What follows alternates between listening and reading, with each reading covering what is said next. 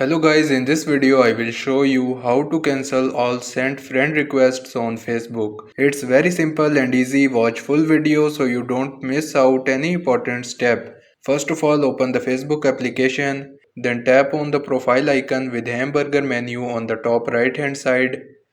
Then menu will open. Here under your shortcuts, you will see the friends option, so tap on it. Then here you will see the people you may know. You have to simply tap on the friend requests option on the top left hand side.